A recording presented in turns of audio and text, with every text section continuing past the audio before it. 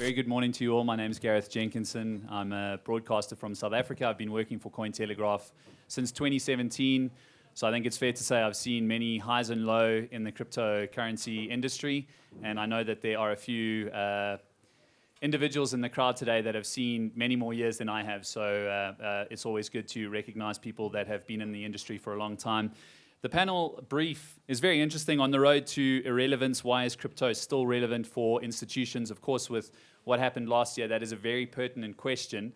And if you look to my left, you'll see a panel of bankers, I guess. I could call you guys, but the conversation that we had briefly before we started this panel, I can assure you that they have very progressive views around cryptocurrencies, and I'm very excited to have this conversation. I want to give you guys the opportunity to introduce yourselves, first of all, your companies that you represent, and how your institutions view the cryptocurrency industry. It seems like you view them very favorably. Cool. So my name is Martin Burgherr. I'm Chief Clients Officer of Signum Bank. Signum Bank is the world's first digital asset bank, a Swiss bank. We actually believe that the institutional adoption will come through regulated players like a bank. 3-4 years ago, people actually laughed about this intention, and now I think people realize that there is a big value proposition to what we are doing. How do I see the current market? I mean, clearly there was a washout happening in 2022. I think that's also, like you say, for people who are in the industry, not just since the last hype cycle, but actually for years, they also know that this was not the first time that crypto is told to be dead. I often remind our customers that actually in March 2020, when we had this COVID outbreak, you could buy an Ethereum for $100. We are now at $1,200, which is still, or now $1,600 even, which is a very different level. And I think these also show how much the space has evolved. And I think that's also what our institutional clients, they see that this is a trend which is unstoppable. Now there was a bit of a correction, but I think the long-term trend, from what we hear from our client base, is clearly still intact.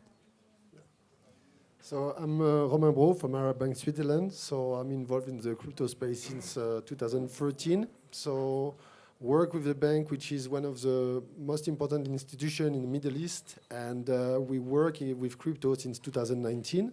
So we were quite open-minded as a bank, as a private bank in Switzerland. And why is because we see the need of the change in the financial institution and how financial systems work. And basically, with digital assets, you really have like the potential of disrupting the way we interact each other, the way we can have like an edge, again, like fiat or bonds, because basically we're talking about that. And so far, like obviously 2022 was not a very good year for crypto, but it was a good opportunity to see the weakness in trusting kind of so-called institutions which were not, like when we talk about like hedge funds, which were not really hedging, basically, like with 3 arrows. When we talk about like institution like crypto exchange, institutional crypto exchange, like FTX, nobody has done his due diligence correctly because everybody was relying on each other. So we fail in risk management and controls, and that's why basically like banks are still relevant in the crypto space, because it brings confidence to institutional investors to invest into tokens and to be managed with serious and with control in place that's audited by big 4 companies which are like managed by people who does the job for 60 years.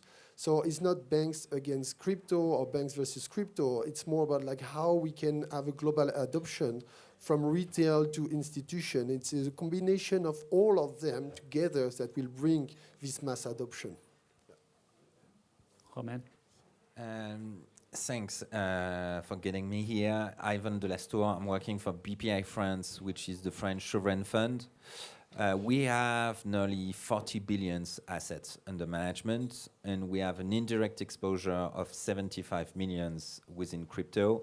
So mostly grants, loans, equity investments, and investments into crypto VCs as LPs. And we closed our first token deal. Was painful, but we did it. And my challenge is not to get more money into this asset class, is that people internally and our shareholders, which is mainly the French state, get the power of the technological layer that is built right now. I guess my first question, as an outsider looking into, sort of more traditional finance institutions, how do you go about figuring out exposure to cryptocurrencies as a first port of call, and then looking at your investments into the industry, just considering that most of traditional finance has kept it at an arm's length for this long? And I'm going to throw it out to all of you guys to sort of give us a sense about how your institutions approach cryptocurrency at the very beginning and how that's evolved over time. It's a very good question. The luck we have is that BPI France has the mandate to sustain innovation in France. So that was my way through saying we need to foster this ecosystem. It's creating tremendous value. There is huge competition. There is questions about sovereignty, financial sovereignty, serious question. This is a good way to put a step in the door, but the next wave is harder. Is to say, okay, now we're not in to play. We're in really to be part of this financial infrastructure and to be competitive in terms of IT infrastructures, in terms of financial operations, and that's why I'm really jealous of, I would say, real crypto banks like Signum. We're not a crypto bank, we're a TradFi player, but we need to evolve, otherwise we will miss a tremendous amount of value, in my opinion. Romain, at Arab Bank? Yeah, I think Arab Bank Switzerland is a separate entity of Arab Bank PLC. So we have like 70 billion asset under management, while in Switzerland we have only like 5.5 billion. But digital asset represent like 5 to 7% basically of the business. So it's a growing business for two main reasons. It's like because we have some crypto natives who are seeking like a bank to explore like all the TradFi, especially nowadays when the yield in the DeFi space are not so attractive and contain a lot of risk basically to deploy capital there. We see some opportunities for them to deploy on capital market basically, or they see that by themselves. But for us, what is important is to indeed like continue to develop the technology. What kind of layer 1 and layer 2 will add on top of the assets we have already listed?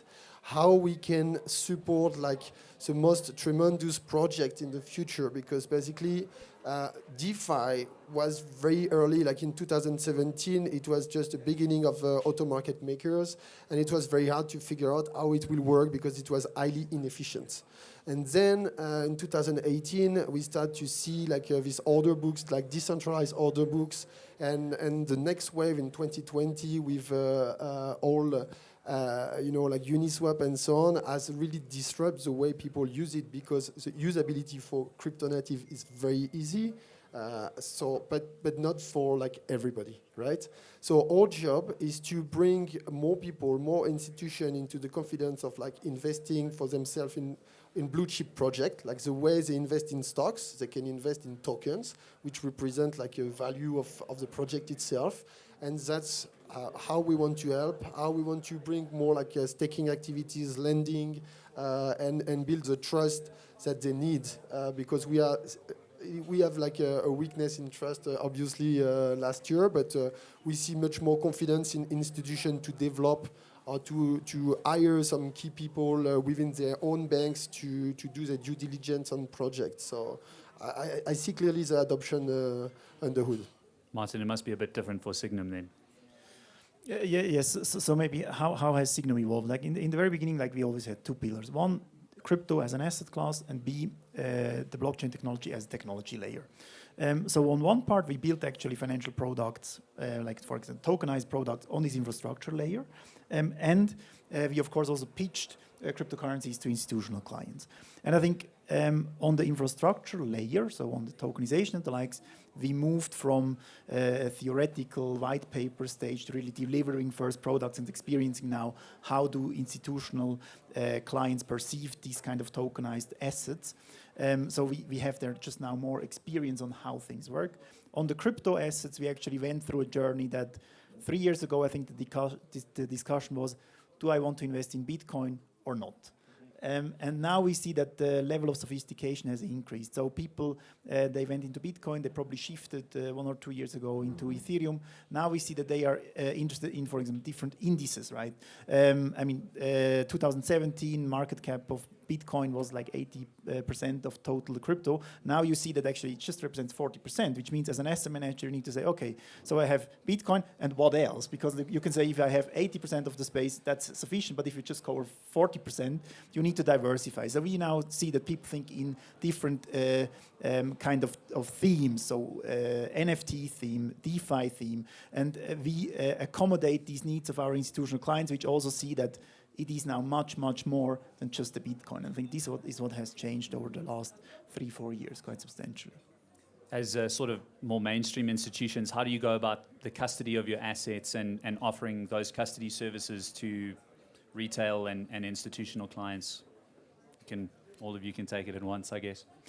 Yes, I think what is or we from the very beginning on, we believed in segregated wallets for our customers, and also, and that's the beauty of being a Swiss bank, if you stick to the rules of the Swiss banking law, these assets are actually off balance sheet, and I mean that's a huge advantage. So which means you have zero credit risk attached to your cryptocurrencies held with a Swiss bank, and we saw now since FTX that's not a theoretical risk, but it's actually a real risk that people need to be aware of. And I think this is what we position and continue to position. And I think that's also what we see within banks. And we today, we actually have contractual relationships to more than 15 banks in Switzerland and also internationally. And I think they are also looking for this kind of security. And then there is always the philosophical discussion. Okay, one thing is you segregate and you have them off balance sheet. And the other question is, of course, what kind of technology do you use? Do you use cold custody? Do you use some MPC? We don't necessarily believe that the cold custody case, there is probably a case in cold custody, but we believe that technology is easier to control than manual processes. So we rather believe in scalable technological processes rather than cold custody. And I would say we can now see that this is also a trend where most of the financial institutions we are working with believe in. Yeah, I fully agree with Martin about digital assets are off balance sheet in Switzerland, and this is very, very important because when we talk nowadays with proof of reserves protocol to implement how to make this proof of reserves correct. In Switzerland, if assets are segregated, if your digital assets are segregated, the blockchain does that for you, right? Yeah. It does that for you, so you don't need any proof of reserve. You have only your segregated address, and you can screen how many assets do you have in your wallet, right? So we do that with our clients, and that's true that it's a very competitive advantage that Switzerland has taken. Really at the early stage, they do understand, the power of innovation, and also to be really careful on the regulation and not to regulate the same way, like banks, like the digital assets as themselves. Otherwise, you will kill innovation. And the way they implement it, I think it's quite smart because banks can adapt their own processes, but also clients are secure when they deposit their funds, their digital assets within the bank, because they know there is some risk control, risk management, and they know that in case of liquidations, the digital assets are directly returned to them. So it's not part of the liquidation. Ahmed? Yes, we are not that advanced because in a very funny way, our compliance team is more secured if we give the custody to someone. So it's a point of view. And our challenge now is to get this custody back and doing full self-custody. Just to play devil's advocate, would you look at something like MetaMask Institutional, which was launched last year as a potential service provider to say to your institutional clients, hey, these guys are trustworthy. I know that's a tough thing to put out there, but is that something you would consider? Yeah, they would be part of the RFP. But as a French guy, I must say that Ledger would have a good place very good. in the RFP. But let's be honest, the best technology that gives us the best guarantees would win, definitely. And that's our next step. I think a pertinent talking point is 2022 and the ongoing bear market, the collapse of FTX. it hurt the crypto industry quite badly. And you look back to 2017, 2018, how the bear market, we hit 20,000 and then we crashed violently. It's happened again this time, but there's a lot more people looking at the industry, very skeptically. Has it influenced or hurt institutions coming to you guys and their interest in having some exposure to cryptocurrencies? Maybe on a very personal level, it hurts my ego when I take the elevator. Because some people from the bank are looking at you and say, hey, I've seen this article about the FTX. But our job is to say, yes, we need to do better this time. I mean, that happens, and that's not my responsibility, but that's the responsibility of some clowns. And crypto can do better than that, I can assure you, and we will work on that. But yes, it is a challenging time, but it's also a good time to rebuild trust and have better process based on technology. I think we don't have this problem of bankers who do not support crypto in the bank. Everybody within the bank knows that crypto is here to stay. It's here to build a better financial system that we have right now. Anyway, if you don't like digital assets like our cryptocurrencies, you know that the tokenization will be like a massive disruption of $1 trillion market. So there is obviously like a FTX case, like everybody failed into their own due diligence, and the motto came back with "Don't trust, verify," and that's why it just brings much more like confidence into your own due diligence you have to do, just to protect your own assets and your assets of your clients. So when you have like a lot of market makers which were exposed, or a lot of hedge funds we went bankrupt, then after you understand like who did his job correctly and who did not, unfortunately. Martin, I don't know if you have any thoughts on that in particular. Yeah, so just sharing, I think 3 years ago, I was already sitting on panels where we talked about institutional adoption, and I think everyone experienced it. But then when you were very honest to yourself, you actually realized that probably 90% of the flows, and we also saw this when Coinbase did the IPO and disclosed who is actually trading, the majority of flows was not institutional, clearly not. But now what we see, that really institutionals are picking this up. Like for example, for banks, many of the Swiss banks, as I said, only like 15 banks are doing this with us. They have now crypto on the radar, and I think none of the institutions that we talked to, they actually stopped the implementation project now because of what has happened of FTX. Because I think that's also their belief. They didn't want to be part of this hype, of the retail hype, 17, no, but they took this step because they said, no, we believe in this technology, we want to make the step. And this decision also still remains now, despite the turbulence that we saw. What we, however, also saw, that of course, like, for example, when I talk to family offices, some of them took the decision to invest half a year or a year ago. They hold these assets, they are not scared. But let's say now to get the approval from an investment committee to make the step now is probably something which is rather a bit difficult. So I would say for the ones who don't have exposure yet, it probably takes now 3 months, 6 months, just to see how things are going. It's also always political in institutions, so the decision process is not just emotionally driven, but it's driven by a governance. And of course, these governance, there are always people who are in favor and who are against it. So I would say the new entrants from the institutionals, they probably now had a little setback of 3 months, half a year. But hopefully, and we have now indications that clouds are clearing up on many fronts, so they are then also back very fast again.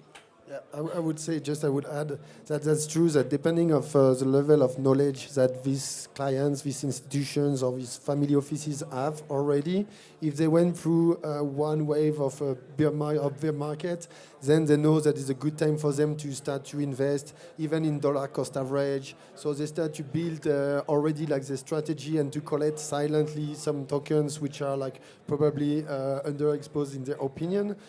But people who are obviously arrive in 2020 or 2021, they just like hold their position so far. We didn't see like any liquidation of assets, but of course, like this institution, they're more like worried about like, okay, what will happen next? What will be like the case of regulation? Is the market is purged of like scammers, of people who like thief, like like these thieves, basically, like the qualitative. And once we have purged the market, I think like the money flow from institution will come, and the adoption is just there, just coming. And sorry, I think what summarizes it quite well what happened now in the last couple of months. I think institutional adoption probably a bit of slowdown and probably a bit of a setback, but the institutionalization of the space was a fast forward. Definitely. I know we are running out of time, so I'm going to throw one last question all of your guys' way. I find it very interesting. It's my first time here in Davos, and down the road you've got the World Economic Forum. A very select few people are driving discourse around cryptocurrencies and blockchain technology. Meanwhile, you walk down the promenade here and it's just cryptocurrency and blockchain events, industry participants. How long is it going to be until we see more crypto and blockchain proponents inside WEF driving real conversations about institutional adoption and the promise of cryptocurrencies in particular, and then blockchain technology and all that comes with that? I would be a little bit provocative, but I think we need less lawyers and more engineers at the World Economic Forum, because this technology shows that you need to understand technology to do good regulation, and I'm very afraid of bad regulation. If you do a law, it doesn't mean it is applicable. And we have the luck here to have a background check with the technological layer. And this is the great thing about computer science. You have a result.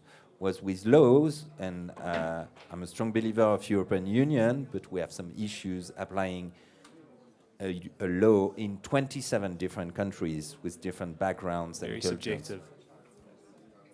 Don't know if you gentlemen have any thoughts on WEF down the road? I would say 2 years. 2025. It's in the main area. Why do I think this? Actually, I attended earlier this year a 0.0 forum. I think it was the second edition or so. And it was 2 years ago. It was unimaginable that like some CEOs of banks would attend.